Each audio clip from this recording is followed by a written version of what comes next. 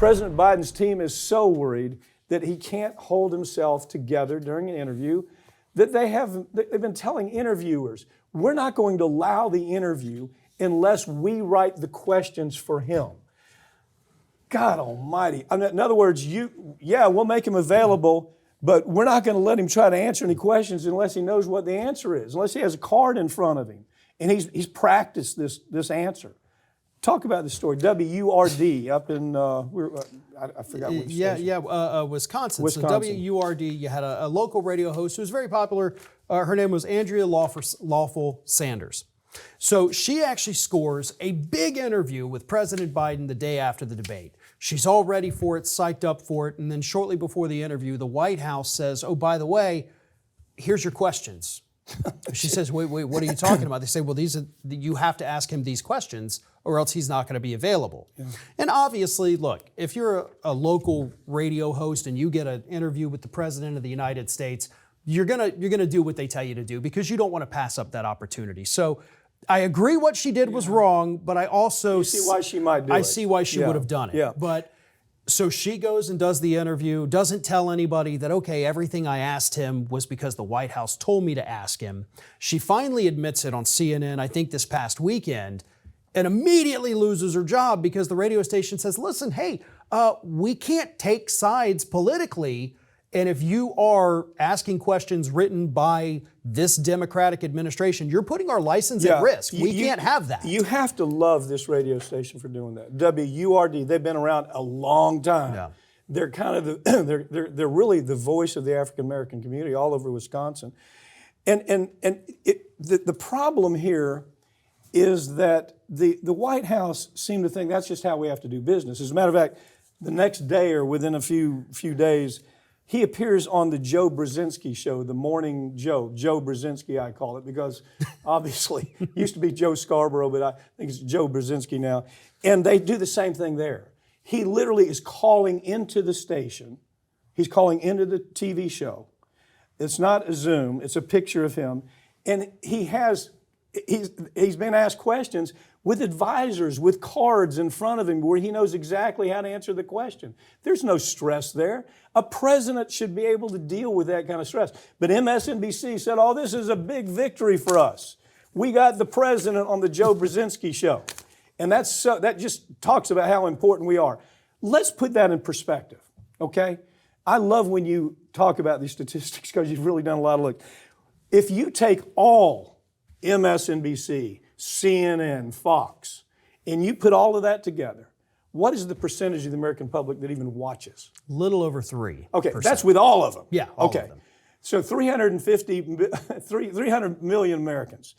And there's such a bubble that when he does that, the Democrats think, oh my God, we're okay, you know?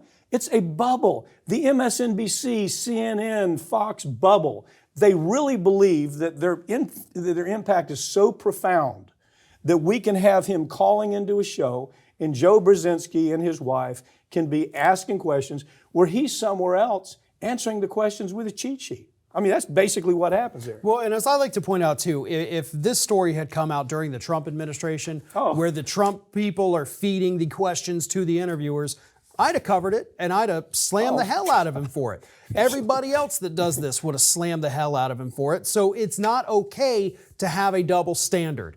Just because you don't like it, just because it's your guy, doesn't mean you can't call him out. You have to call him out even more when it's your guy. Mm-hmm. You have to have accountability on your side. And it's been terrifying what we've seen on the left in the last 2 weeks where they don't want to have accountability. They don't want to have the unpleasant conversations. Right. And that's not my job to sit here and make you feel good. Farron, you talk about the dumpster fire, the dumpster fire all the time that is mainstream, that is corporate media. Yeah.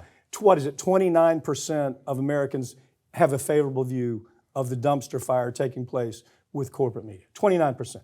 That turn on the station and say, I can really believe what they have to say. And the problem is, how does this help? The public is already so, it's deplorable bias, misinformation, corporate financial interest ahead of the news, no control over transparency, cover issues that are being told to be covered by management, not by real journalists. These people aren't journalists. I mean, you know, we to some degree, we're really not journalists. All we do is we take stories, we try to say, what's the impact of that story? Right. Well, hell, in this situation, they don't even do that. Yeah. They take their marching orders from some cat in New York or Washington, says this is going to be what we talk about. So they see Joe is a dead man walking, and they say, day one, for example, the Joe Brzezinski show. Joe comes out and he's, my God, he's got to retire. We got to get rid of him. Day two, what happens? It's a love affair. Yeah, he says, oh, well, maybe it's a little too harsh here. I gotta tone it down. And look, we know that administrations, both Republican and Democrat, they do have relationships with these on-air personalities. Right. You know, whether it's not... It's access. Right. It's access. And, you know, it may just be some of the staffers or some of the advisors that have the relationships, but, you know, phone calls get made. Right. Of course. Trump used to talk to Sean Hannity on the phone every single night. Of course. And this is what my talking points need to be, Sean. Can you help me with these talking points? Don't we expect something better from journalism? We do. And journalism is dead, though. I mean, look, if The Lever were to get an interview with President Biden, I guarantee you they wouldn't read off the list of questions. No. The Intercept would not. And they'd have real questions by real journalists, not talking heads. And I mean, you know, the truth is, what we see them doing already by these two interviews, and even to the Stephanopoulos interview to some degree, you keep hearing Biden saying, it's the Democratic elite that doesn't want me here. It's that 1.5% elite of Democrats that, oh, by the way, have been sending him money his entire career. And now he's trying to distance himself from that and say, I'm not one of them. I'm one of the working people, right? Right, and those are the same people that are funding these media outlets, that are running all the ads. So it is one big circle up there. It's a circle that you and I are not in, thank God. I don't want to be in the circle. Don't ever put me in your bubble because we have to remain objective. And again, we got to give people the truth, which we do, and sometimes you may not like the truth, you know what? but you're going to suck it up. You at the point in your career, you don't really care. I mean, you know, I don't really care. I generally do not care. People are always, you know, they're calling our staff, well, I'm going to unsubscribe. Knock yourself out, brother. Knock yourself out. It's not going to change anything we do because we don't, the way this is financed, this show, it doesn't make any difference to us, does it? Well, my thing is, look, I don't want people to unsubscribe. I want them to stick around and maybe start thinking a little more critically. You don't have to agree with me. They don't have to agree with you, and that's wonderful. You know, but take what we say and at least start to think, well, okay, but maybe then... It won't happen. I would love to see everybody kind of wake up a little bit. So I want them to stick around just to make them think more. Okay, that's where you and I differ a little bit. Thanks for joining me, okay? Thank you. That's all the time we have, but all these segments will be posted right here on this channel in coming weeks, so make sure you subscribe. I'm Mike Papantonio, and this has been America's Lawyer, where we tell you the stories that corporate media won't tell you. Because they're advertisers, they won't let them tell the stories, or their tribal politics won't allow for it. We don't have that problem. We aren't beholden to corporations, and we're sure not beholden to political parties. We'll see you next time.